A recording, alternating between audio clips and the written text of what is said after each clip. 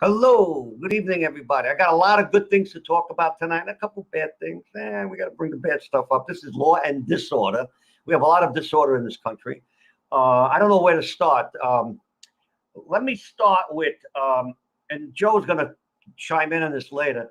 A New York Times article say that the 4th of July is a symbol of unity, but it's not a symbol anymore because Trump people have embraced the flag. They've embraced the 4th of July. What they're saying is that if you're a patriot, then you are an extremist. You're a right-wing extremist. And they're claiming that anybody who carries the flag is a Trump supporter. I don't understand how to. So if I'm a liberal and I have a flag on my lawn or I have a flag out of my window, then I'm a Trump supporter. I mean, I don't understand. The rationale is sickening. It's stupid. You know, almost every matter of fact, Jamie Diaz said this a comment a couple of weeks ago. Every country in the world has a flag, and they're proud of their flag. If you watch a soccer game or a basketball, football game, where different countries are involved, you see them showing the flag, but that's their symbol of unity and patriotism. But in the United States, according to the left, it's no good. It's bad. You're an extremist. New York Times, unbelievable. Who was it? Cori Bush is a black congresswoman. I don't know, elected. I can't keep track of all these politics. And she's saying that the 4th of July is a racist thing. Why? Because the Declaration of Independence was written by white slave owners, and therefore the Constitution, the Declaration of Independence, and furthermore the Constitution too, because these guys helped frame the Constitution, are all racist and supremacist. And let's face it, before the show was on, we talked, Courtney's mentioned that every country throughout history had slaves. If you're a student of history, which they are trying to destroy, the kids going to school nowadays, they don't know about history. They only know what they want to teach them now. Every country that defeats another country makes slaves out of the losers. It's very simple. In the case of Africans, it was a monetary thing. It was not about well, maybe with the tribes in Africa, if they beat a tribe, of course, they use the men and the women as slaves. But in Africa, the chiefs actually sold the slaves to the white, the Dutch or the English, whatever. So everybody's complicit. Everybody's guilty about this slavery thing, and this reparations, and we have to. It's now what's going on now. What I feel, and I'm pretty confident what I'm saying is true. I wish it wasn't. Is that we have a schism in this country now. Now we're divided. I'll give you an example. We had affirmative action, people getting jobs because they were black, and they were passing white people, and they were claiming that, well, the white people had the best job, so let's give it to them. Okay, I'm not in favor of it, but I could understand the rationale. Okay, now you have a situation where some of the colleges have black-only dorms, black-only proms.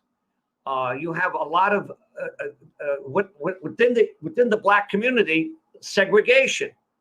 Now, if a white person has an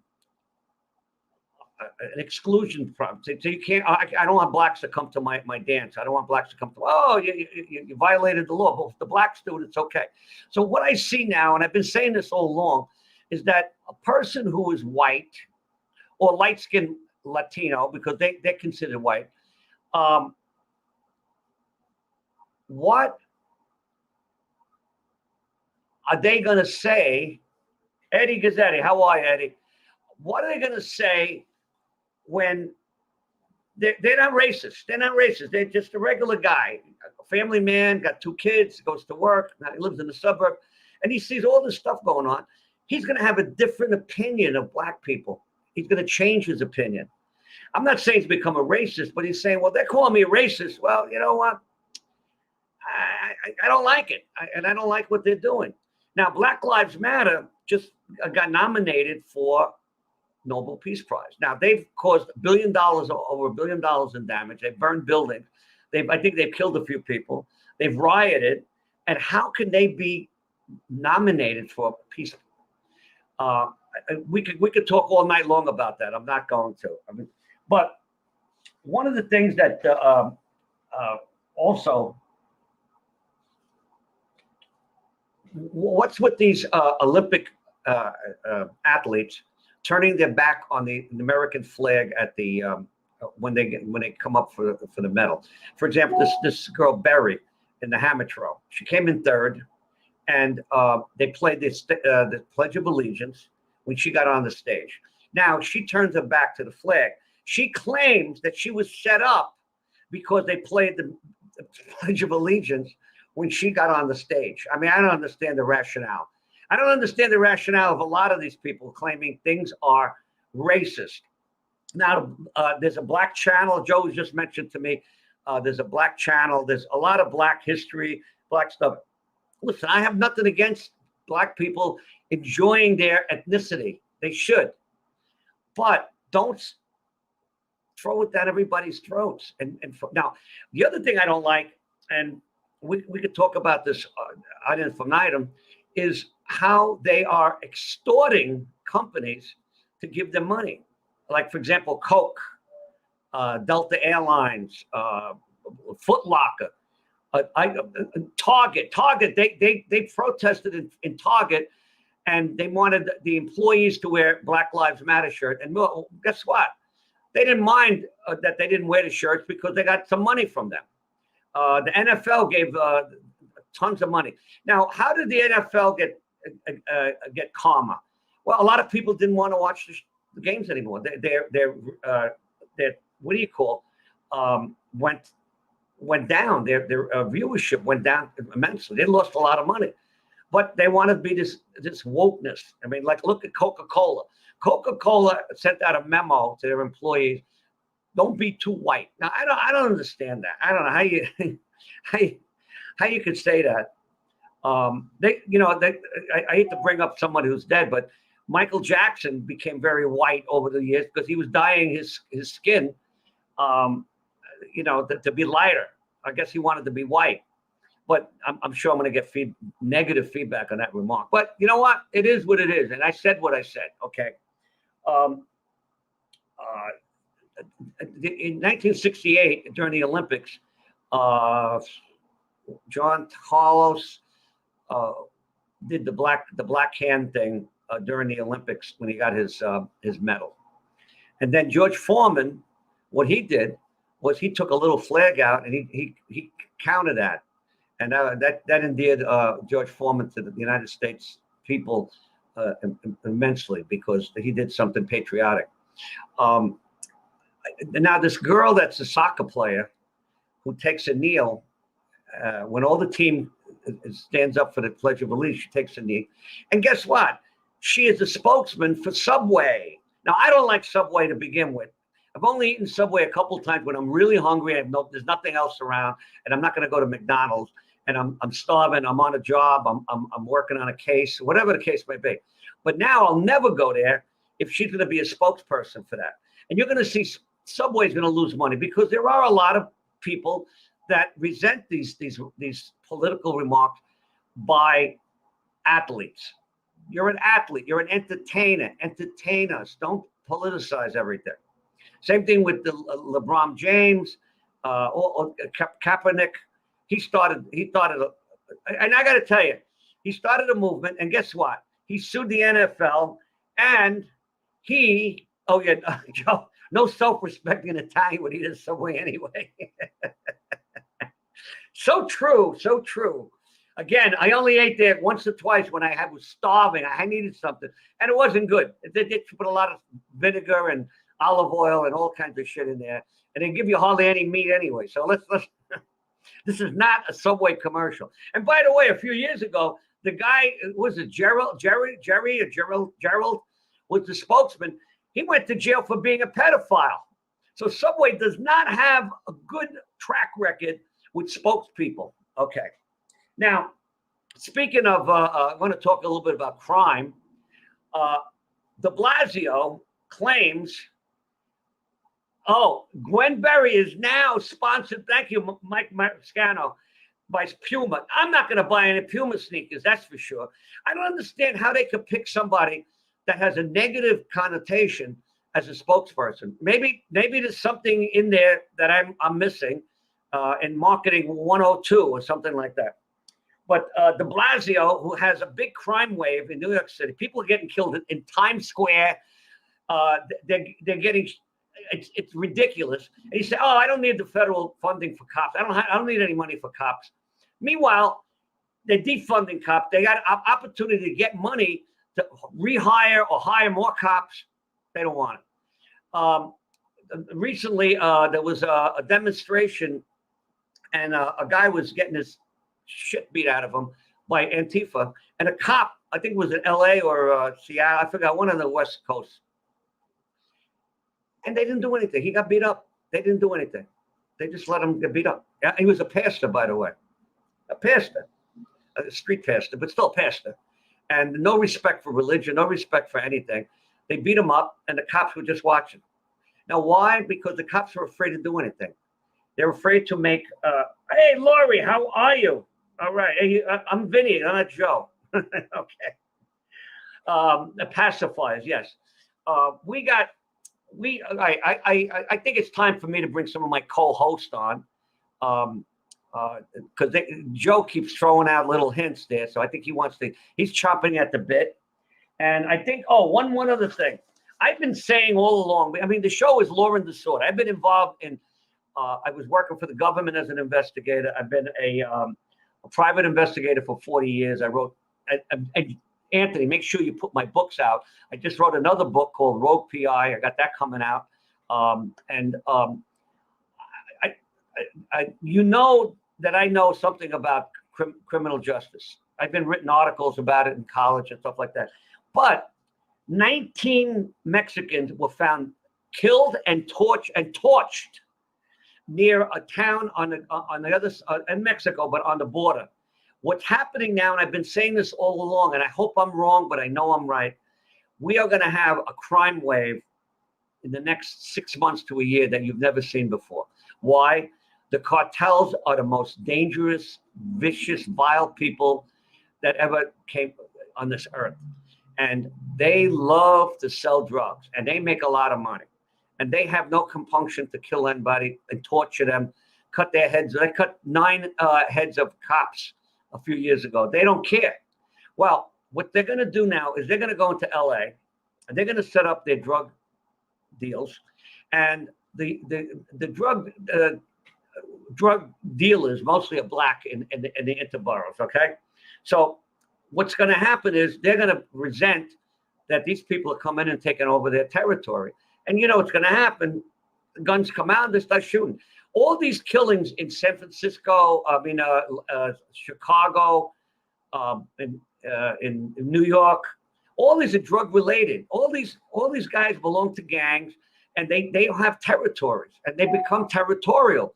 And you sell drugs in my territory, I don't want to see that. So you either come here, I'm going to shoot you, and you shoot me back.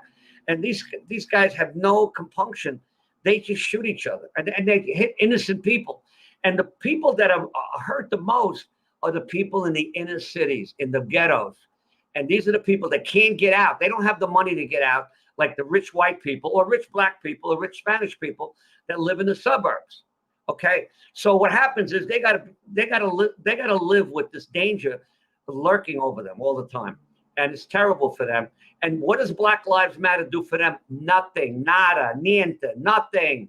Okay, let's get some more people. Come on, I'm excited tonight. I want to get more excitement for the people that are my co-host. Courtenay, all right. Yeah. So, talking about BLM, they're suing my city, Santa Monica. They're what? They shoot. They're suing. Yeah, Black Lives Matter is suing the city of Santa Monica for. They're suing.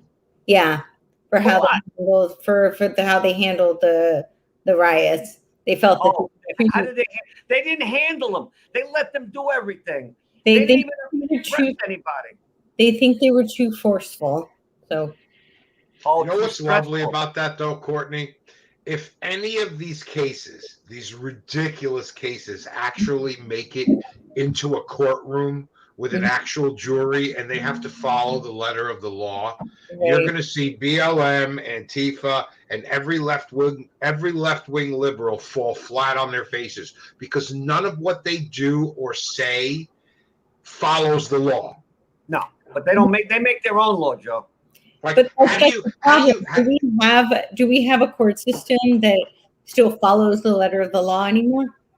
I mean, listen, They're letting looters go. They're letting them out. They're not even. The guy robs a store, loots the store, gets arrested. They let him go, and then he goes and does it again. Yep. And the DAs, most of the DAs are leftists themselves. And the guy in New York, the one that won, his name Alvin Bragg. He just won the DA in New York. His platform is, we're not going to lock anybody up. We're going to let them go. Too many people in jail.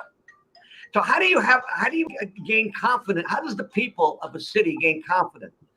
You get assaulted in the street. We'll let them go. No bail. No. I mean, it's ridiculous.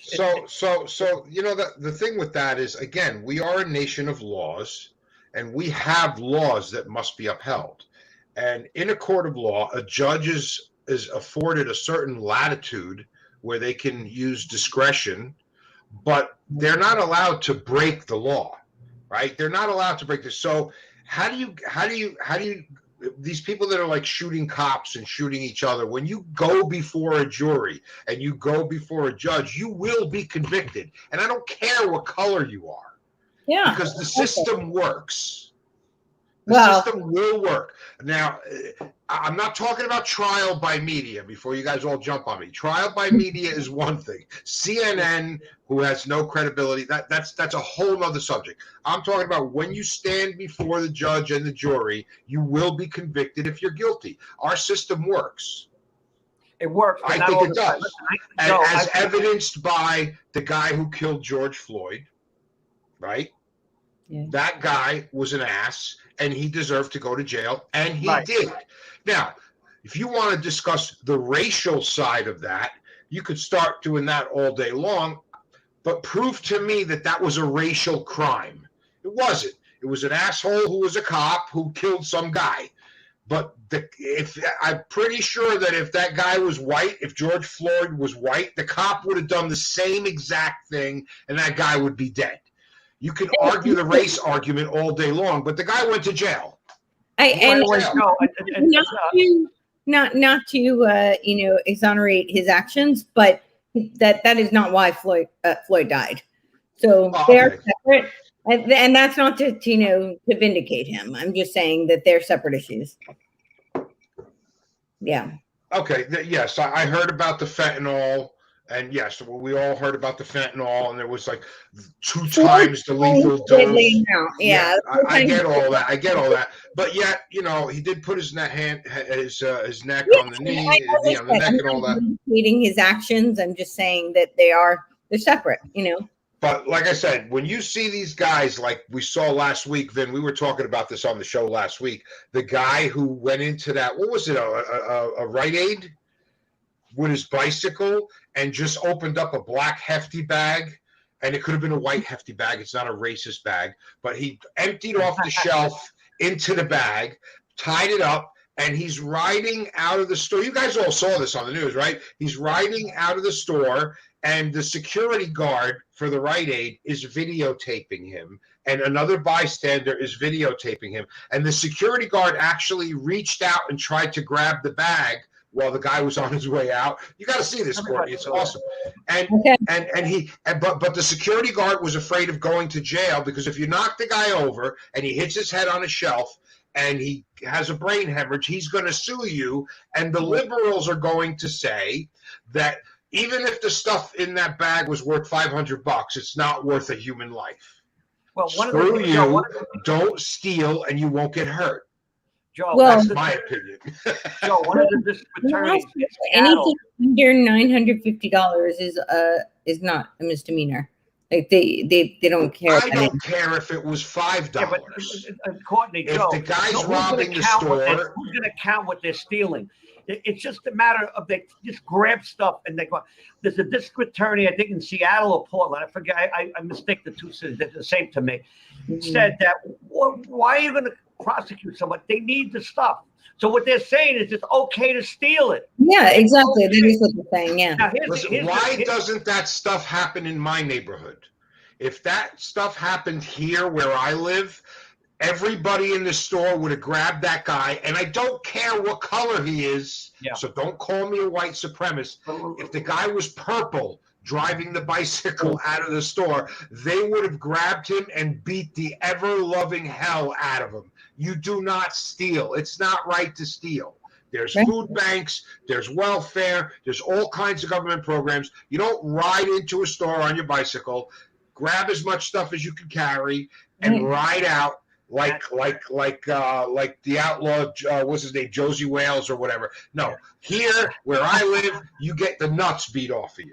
Joe, period, as it should be. One of the fallout of all this is that Walgreens. By the way, it was in Walgreens. Walgreens has closed a couple of their stores in San Francisco because they just can't take it anymore. So what's happening is the honest, God-fearing, honest people that live in that neighborhood have to go farther out of the neighborhood to get a drugstore or a pharmacy because they don't want to. They're going to close up. This happened in Baltimore too. When they had the riots for Freddie Gray when he died in the van, they had riots in there. The stores got beat up so bad that the CVS, a couple of them said, you know what, we're not gonna reopen it. So who suffers from this? Yeah, but you know what, though, Vin, the battle lines are drawn. And that's fine by me. And I feel really, really bad for Courtenay, unfortunately, because she's a conservative living in a liberal state. But and so am I. Actually, what am I talking about?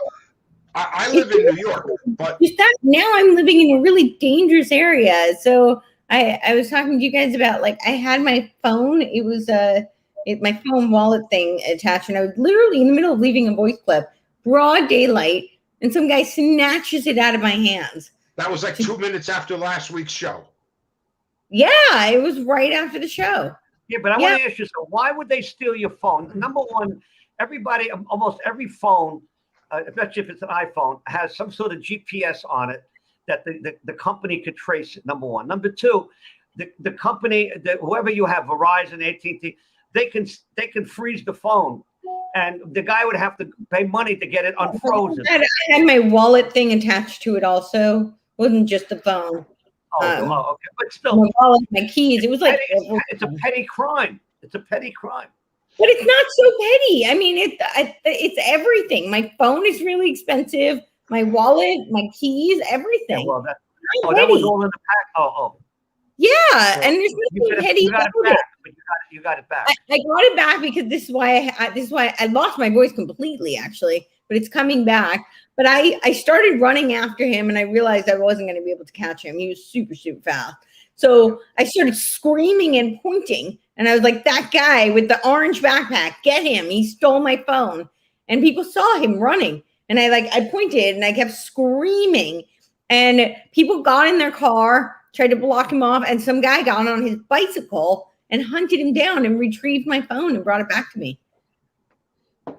Yeah. The cops came. I called the cops. The liquor store filmed everything. They had it all on camera. But right, so you're lucky you got your phone back. I was very lucky. Got your phone back. You're very blessed. There were lots of people around, and he just felt so emboldened because of the way that the laws have been favoring criminals. So he felt like he could. I'm sure he does this all day long. He was definitely a pro.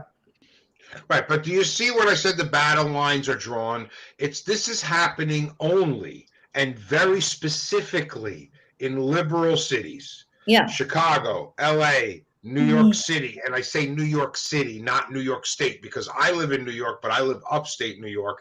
That crap doesn't happen by me. It doesn't happen in Texas. It doesn't happen in Tennessee or Kentucky or Utah. Why? Because in Texas, when you pull that crap, everybody in the store pulls out a gun and shoots you and kills you. End of story. And the liberals will say, "Oh, well, you killed a guy for stealing somebody's purse." Yeah, we did. Yeah. Yes, and justifiably so. Yep. I can't stand that whole a human life is worth more than your wallet. Go to hell. That wallet is mine. I worked for it. I earned it. Yeah. Whatever. Well, and you're putting somebody's life at risk also. So what about my life? Is my life not valuable? I could have been hurt in that process. Listen, I had when I lived in Yonkers. What about my emotional well-being? We only care about his because is that not a traumatic experience? I lost my voice. Yeah, but you know what? When I lived in Yonkers, my apartment, he could have knocked you over. You could have got injured also. Exactly. Well, listen, when I lived in Yonkers, my apartment got robbed. After my first divorce, I moved to an apartment, and my apartment got robbed. And the 3 guys that robbed my apartment were all white. Mm-hmm. Trust me, they didn't get less of a beating because of their color. Yeah. I'm sure you're right on that one. And they bruised. Trust me on this one. It wouldn't have mattered if they were green. No. They made the mistake. They made the mistake of loading the last load of my stuff while I pulled into the driveway. I meant to mention before. It's a female correction officer in the jail in L.A.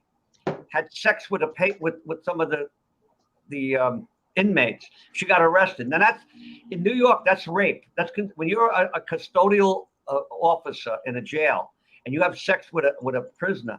That's considered rape. So she raped 2 or 3 guys, and she put a hole in her uniform so that she could have sex. I mean, what's going on in this world? Everybody's going crazy. Yep. Nuts. Yep. Listen, I don't ever want to go to jail, but if I ever have to go to jail, that's the jail I want to go to. Yeah, and she's good looking. Good looking girl. Good look. I could just see everybody lining up in court. Can I go to jail with her? Can I go to her jail? She should start a private jail. She could make a lot of money. This could be a lucrative business here. Yeah.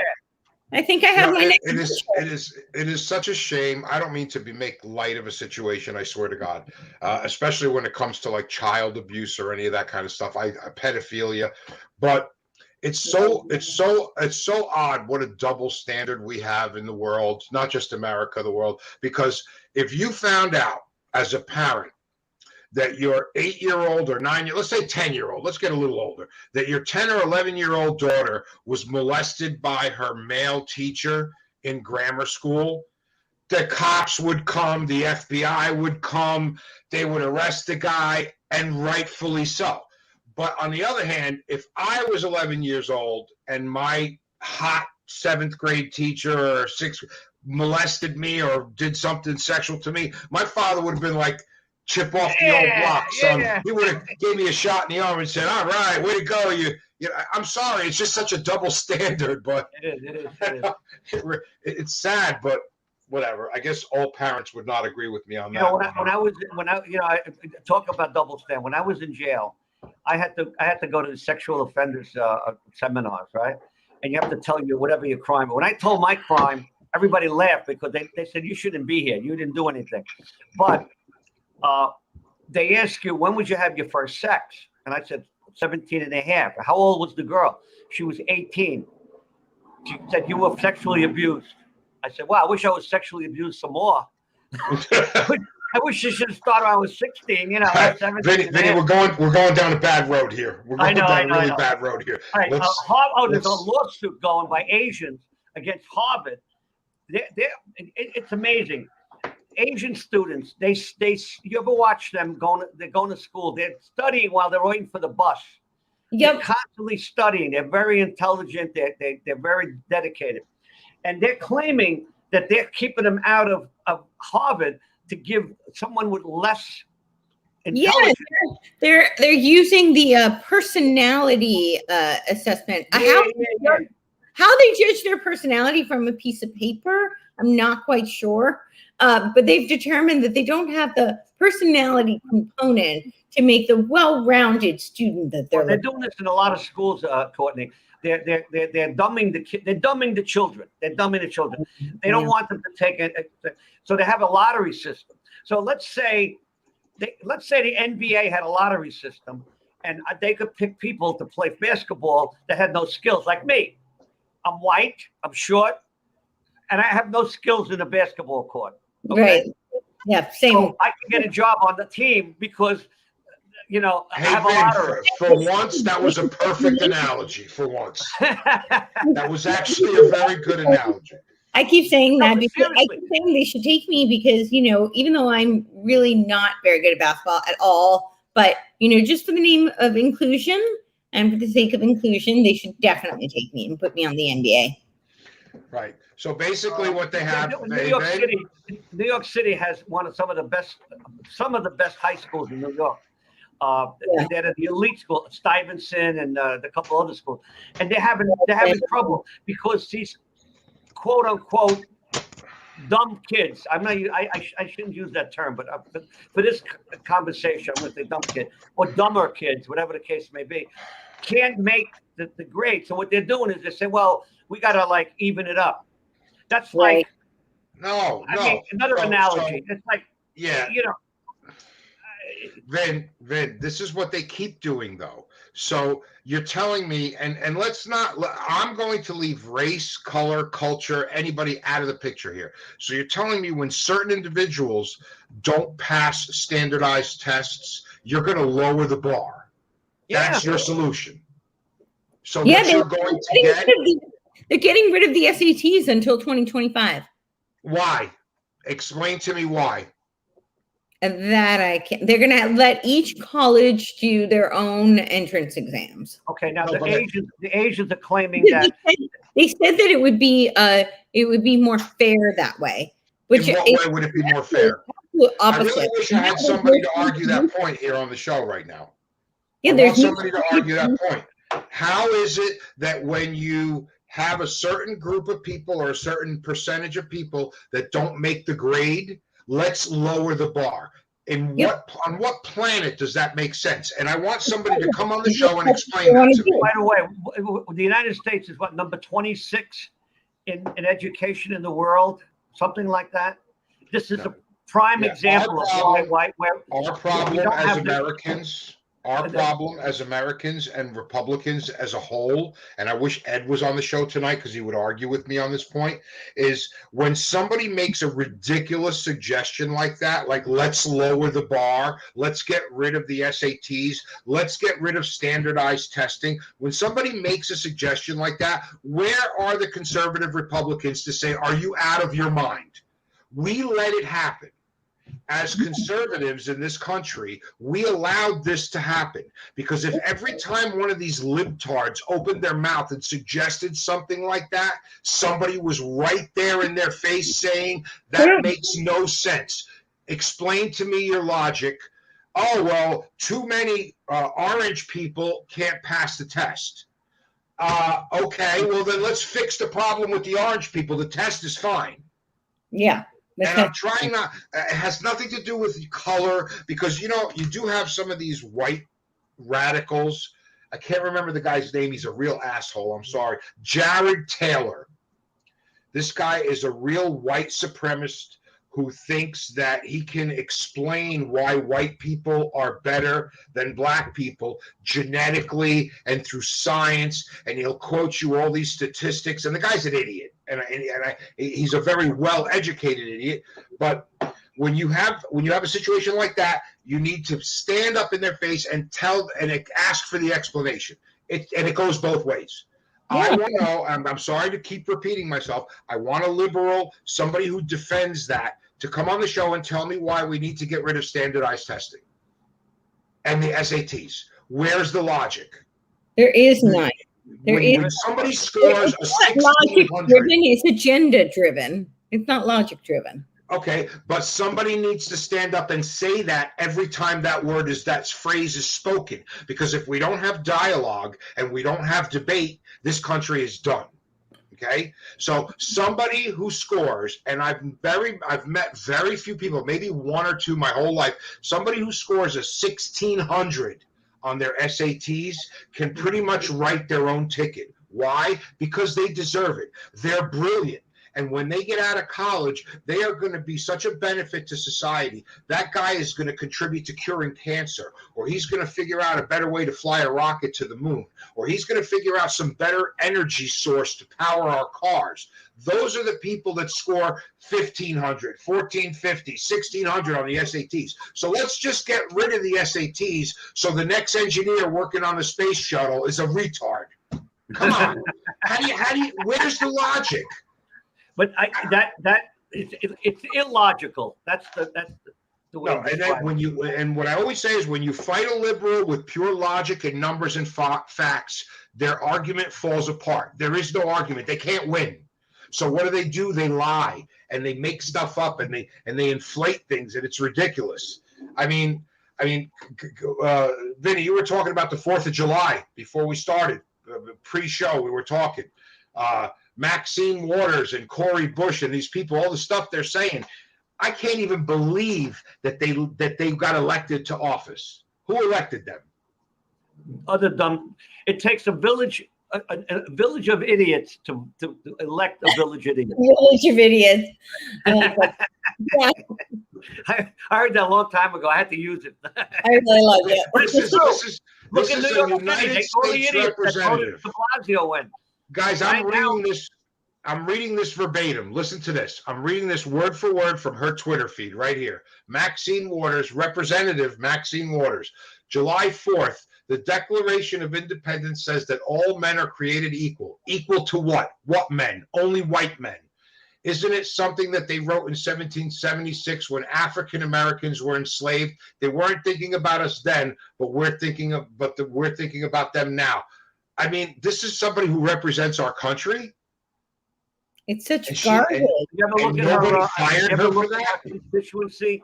You ever look at her congressional district? It's what was it? L.A., right? It's disgusting. People drug needles on the street, homeless people, the filth. She doesn't do anything for her people. I know. I live here. I know. And you know. Well, you're going to become a Florida. By the way, how come none of this crime is happening in Ron DeSantis's backyard? What? I said, how come none of this crap is happening in Ron DeSantis's backyard? And Vinny, what were you saying? He said in Ron DeSantis's backyard because they have laws to protect the people. Florida is ahead of the game. They got a good governor. He's smart. He's enacted laws that protect the people. You can't riot. You riot. That's why they're not rioting in Florida, because if they riot, they can get locked up and no bail, and they go to jail until the judge sees them. And who knows when the judge is going to see them. So, but what I'm hoping is that other states are going to follow his lead.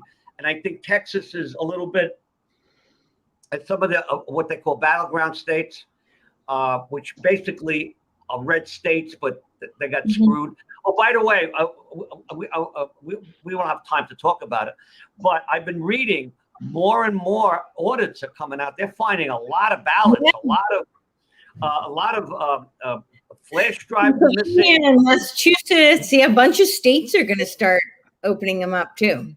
Yeah. Now I don't know. Now they say that you can't overturn the election, but there is some sort of political or a legal move that can put Trump back into. I don't know if that's true. I mean, so here's the thing. It's unprecedented. So it's never been done before. We don't really have a precedent set for it legally, and it's very open-ended in the Constitution. So there is a world where it's possible. I'm not saying it's going to happen. I'm not saying it's even likely, but I think people get very steadfast on either side. They think that they have like a concrete answer one way or the other. And the truth of the matter is there's a possibility of either way. The reality is that the court they haven't shown that they're really on our side. And this would fall under the jurisdiction of the Supreme Court, dictating that this was fraud, and then it would be in their hands to decide, what would then ensue from there. If they were not to overturn it, I mean, I'm not saying that that's completely impossible. I don't think it's likely, but it's not impossible. However, if they didn't, what they could do, which I think is absolutely, essential that they do, is they could start setting a precedent so that there are laws that need to be tightened up through the state legislators for, the next election, hopefully for 2022. Then definitely for 2024, but moving forward to ensure that there are consequences for fraud, so that this type of thing does not happen again. Well, I got to tell you that the positive, even if they don't overturn the election, what I'm saying, the positive side of this is that the people are going to see this, and in 2022, more Republicans are going to get voted in, and they might take the House and the upper chamber. Because I think that's very possible. I really think that's what's going to happen. I think that's very likely. Yeah. And another scenario would be if there isn't more fraud to combat that. So that's the problem. That's why I say there need to be, the one thing that really needs to come out from this is things that are cracked down on a lot of this illegal action. Like, there is no reason for any machine to be hooked up to the internet. They just, when Joe was saying they need to, put the onus on them and they need to explain themselves, that needs to be explained. And there is nothing that explains or justifies why machines are hooked up to the internet. It's just not a thing. They don't transfer the numbers by internet, so why do they need to be hooked up to the internet? They don't. Those machines are taking. I would be happier with them just going back to paper. But even with a lot of these state legislators, where they made rules after the fact, where they allowed for these long windows of mail-in ballots. I mean, there were so many things that were not legal, not constitutional by their own constitution. But I got to tell you, the Democrats are known to get voters from the graveyards. Everybody. Matter of fact, I mentioned this once before. One of my first jobs, I worked. One of my jobs was part-time job I worked for the state. I was a state investigator. I got hired by the Democratic Party in the Bronx to investigate a couple people that were quote unquote not supposed to vote. They were dead. The Democrats were doing it to them. They were suing each other. They were using dead people. I had to go serve papers. And when I went to the house, they said, "Oh, my father died 3 years ago. What are you doing?" So, and that was now go forward 20 years. There was a fight in the Democratic Party in Manhattan for county leader, which I guess is a big deal in politics. You want to be the leader. Everyone want to be the boss. And we had to investigate a couple of the people. And guess what? The people we were investigating were dead also. So it's a common, I'm sure Republicans have done it too, but they're a little smarter about it. They don't get caught as much as the Democrats. Well, I don't think they do it in the same numbers. It's not the same, So I think the big difference, we're seeing the left is really doing that. Their corruption is their mechanism. So, but yes, it happens, I think, on both sides, but not the same magnitude.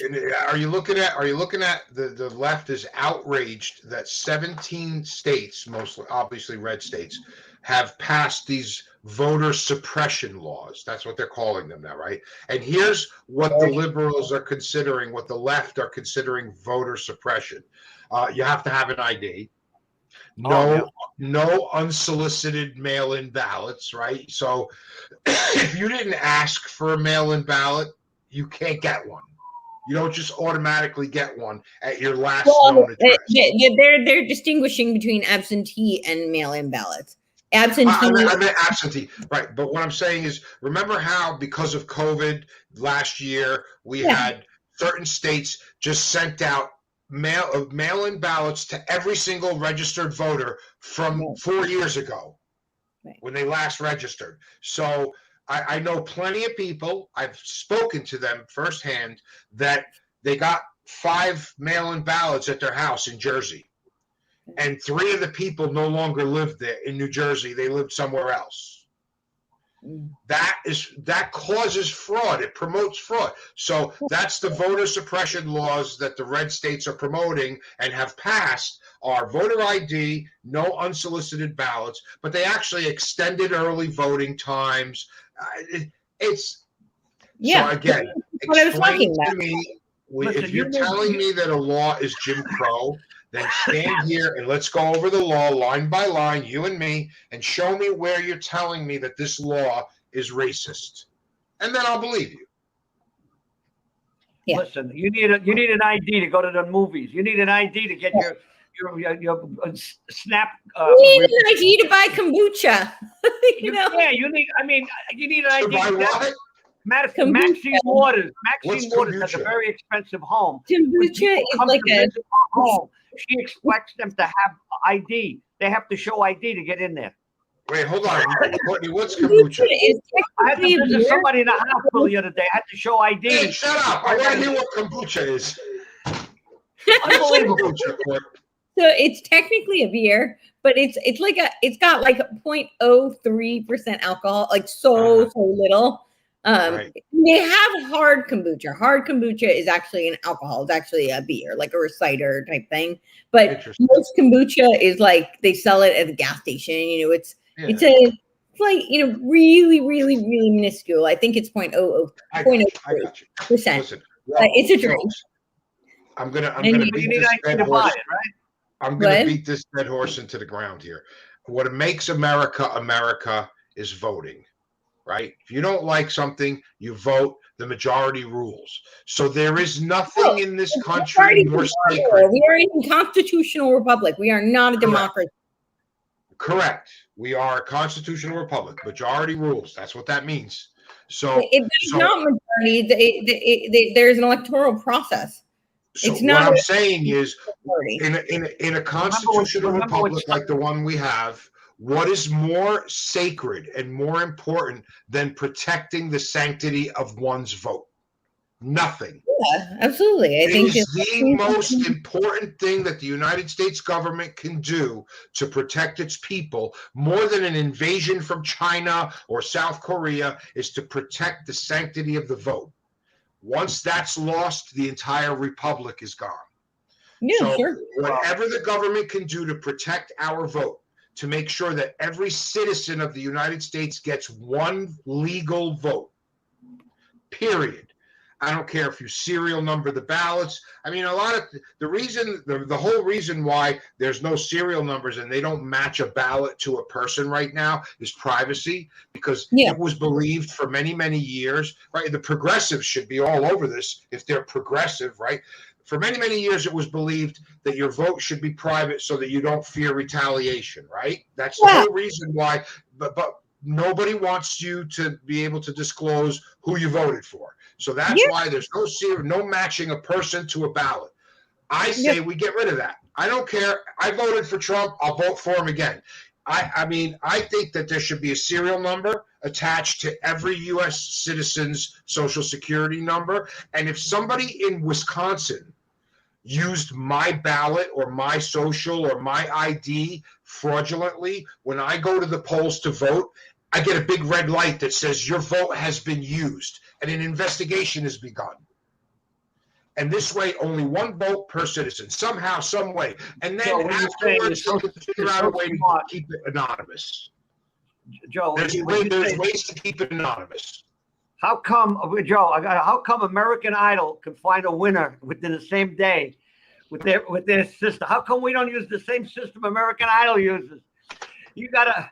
It's ridiculous, right? You're laughing. It's true. I'm laughing. I haven't seen it in years, but the numbers will tally up on the screen as the people were voting by calling in the numbers. But they could fudge that too. But whatever. Yeah. I mean, it's ridiculous the way they, you know. Who was it that said? I think it was Stalin said, "It's not the voters; it's the ones who count the votes that count." Yeah. It was. That was Stalin. Stalin was, oh boy. He killed more people than Hitler. You know that? Yes. He killed his own people. He killed other people. Way more. Yeah. Because he had a longer period of time and to do it. the numbers vary widely in the history books, anywhere between like 20 and 100 million. Tens of millions of people.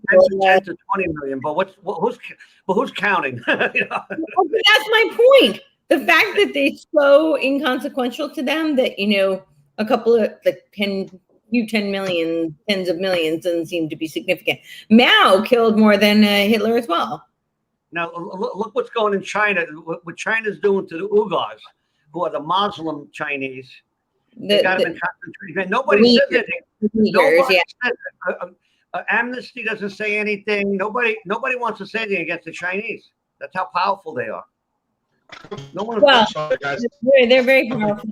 They're being used as the model for the globalist for the New World Order. So they want to put them on a pedestal. We don't have time to talk about this, but I want to just put one thing up. Joe Biden taken most of the soldiers out of Afghanistan.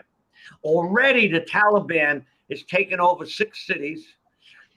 They let out an edict that after September, when all the Americans are off Afghanistan, any country from NATO that's on their land is going to be considered invaders. The only people that they're going to allow be there will be non-governmental people and organizations, that are not political. So what happened is now the Chinese border, part of China borders Afghanistan. So they're looking to make an alliance in there. And what's going to happen is we're going to have more and more problems. Now, I'm not saying that we should keep our people there. I think it was ridiculous to be there to begin with. Okay, this is like our Vietnam. This is another Vietnam. I just want to say this really quickly. They kept saying Iran is the problem, right? Remember this? Remember this back in like 2001, 2002, 2003? Iran is the problem. Iran is the problem. And then they're like, great, we're going to invade Afghanistan and Iraq. And the American people were like, oh, that makes sense. I blame the Bush. I blame Bushes for that because after they went to Iraq the first time to defend Kuwait, why did they go back the second time? It was ridiculous. It was the no reason to go back. Daddy's war. Yeah, you got it. By the way, Saddam Hussein stabilized that area. They were the Iranians. Everybody was afraid of them. Everybody, the Taliban, all those, they were afraid of him. By getting rid of him, they put a void there that let ISIS and oh my God, it's just one F. And, right. And one of the things that I know a little bit about criminology, just a little bit. One of the things I always said is that every crime family or every crime organization takes over from the previous. The Irish, and they're more vicious than the previous one. Now, the same thing with terrorists.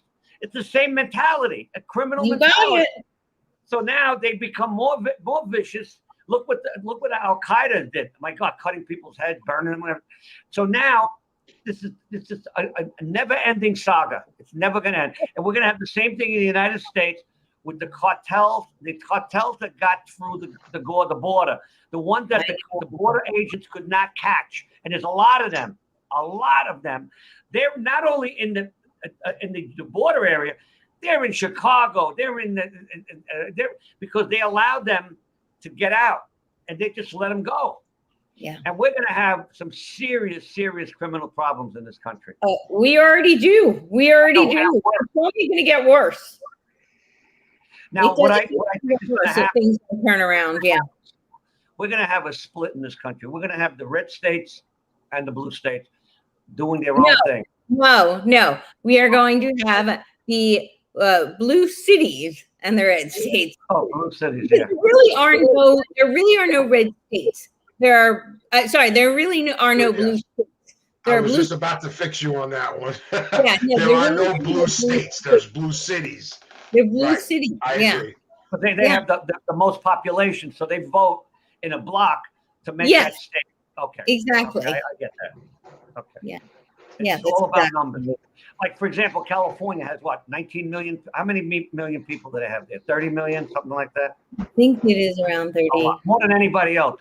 So, And more Republicans than anywhere else. There's always the running joke that if they were to, all the Republicans in California were to disperse throughout the country, they would take over the Electoral College because there's so many.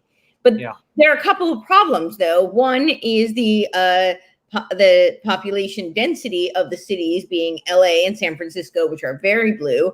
And the other problem is that actually, because of the messaging in California, we'll leave aside, the fraud and the cheating and whatnot. I mean, California made ballot harvesting legal, so they basically made it legal to cheat. But leaving that aside, really, truly, if you were even just to take that out, Republicans don't feel like they have a voice, and so they don't vote. And that's a huge problem in California. Well, I know there's certain counties that are all Republican in California. Yeah, there are. Yeah, but not enough. And I'm sure that the crime rate is low. I want to say this really quickly because this is important for the whole country. It sends a huge message. The 14th is Recall Gavin Newsom Day, and this is huge. He's got big aspirations politically, and we want to send a huge ripple message across the country. So if you are in California and you can vote, it doesn't matter. I mean, I'm really much less concerned with who gets in after the recall. Just vote yes that you want to recall Gavin Newsom. And I heard that they already had enough votes. Favor him. No, we have enough votes to do the recall. Now we have to actually do the recall. That's how it works. I got you. I heard that he changed. They would change. And we need a lot more. We got over 2 million to be qualified for the recall. Now we need 6.5 million. So everybody needs to step up, and they need to get out, get off their butts, and go vote. Really important. You hear that, California? So you think he's going to get recalled? I really, really hope so. Who's going to run against him? Who's? There's so many people running against him. Anybody that's of interest? Larry Elder might. That's a rumor. Caitlyn Jenner, whatever, is in the race. There are a bunch. Cox is back in the race. So there's several, but. Honestly, that it's only for the rest of the term. So that's honestly less important than making sure we get Newsom out. That's it's important not just for California. It's of course important for California, but I think it's very important to send that message. Can he campaign again? If he gets recalled, let's say the next election, can he campaign? Yeah, but he won't be an incumbent. It's very different to run against he won't be the incumbent. So hopefully that will hamper, No, but if he gets recalled, let's say the next election, the governor, he can put his name up again? Yes, but hopefully he won't be an incumbent. It's not like an impeachment where you can't like they try to impeach Trump. Right. So by the way, we got one more minute. They arrested Trump's accountant. They can't get him on taxes. They get his accountant for bullshit stuff. It's ridiculous. Ridiculous. You know what? I look at it as a positive. There's a positive note in all this. What's happening is that Trump has made such an impact on the political scene. No matter if you like him or not, you got to admit he's got something going on. He's got something going on that no one else had before. Well, I think he's woken a lot of people up. That's what's really important. So one thing I'll leave everybody with is that it's really important that we need to take the spirit that Trump has instilled in the American people. It's not about Trump. Trump is not a messiah. He's not here. Nobody can save us. It is always we the people, for the people, by the people. Sorry, we the people, by the people, for the people. I had a conversation with a guy. I'm dyslexic with my words today, but you get the message. It's like, it's got to be we the people. So we can't look to any one person to save us. Trump really did wake a lot of people up and really got people invested. And that's what's important. So whether or not we have Trump back at any point, or he runs in 2024, that's a whole separate issue, and we'll deal with that then. But I think what's really important is for people to start getting involved and to be awake, do their research, right, and take responsibility for your 100%. Personal life, and personal accountability, and to get involved locally. Like I'm saying with Newsom, I mean that's not even that local. That's the state. What amazes me about people that don't like Trump? even if you have a discussion with them and you say, well, he did this good, he did that good, he did that good. They don't care about that. They don't. They don't like the way he tweeted people, that he belittled people. That's the style. I don't like it either. That's the way he is. And they don't care about the unemployment and that he brought manufacturing back, that the gross national product went up to 3 points when under Obama was never more than 1 point. They don't care about that. If he can't cancer, they'd find something wrong with that. Yeah. Now, I want to ask you something. We have maybe a minute left. Okay. What happens if, forget about Trump, let's say another man or woman gets elected president who is a good leader, because he was a leader. That's one thing. That's why they don't like him. He was a leader. And he told people in NATO, hey, pay your share. They didn't like that. The left didn't like, oh, no. You know what? He made them pay their share.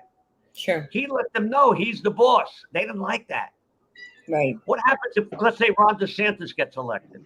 Are they going to do the same thing to him that they did to Trump? Definitely. Of course. They're going to find something wrong with him, or they're going to find something he did that offends them, and we're going to have another, the same bullshit.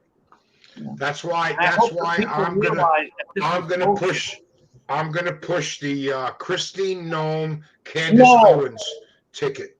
No. That's right. Candace Owens, baby. I got you next show. We'll do the Candace Owens thing next show. I want to listen. There's so many good people that could run again. I don't think Trump is going to run again. I'll tell you why. I don't either. He started a movement, and he's gonna put his thing with DeSantis or Owens or somebody else. I think I agree with you. He'll be a kingmaker. But he's still going to be he's going to be in charge. He's going to be the head of the Republican. Kingmaker. He'll be the kingmaker. Now, I agree. I want to thank you guys tonight. We had a great show. I want to thank the people that Lori. I want to thank you, Mike Marchiscano, and a few others that I love when they make some comments. Sometimes we can't respond to them. Yeah. Try. We can. And of course, Joe always makes comments while he's not on. When he's not on. You gotta keep you on your toes, Vin. Oh yeah, I'm on my. I have ballerina slippers to keep me on my toes. All right, as we say on Arthur Avenue, sempre noi, always with us. Thank you, everybody. Salud. Thank you so much.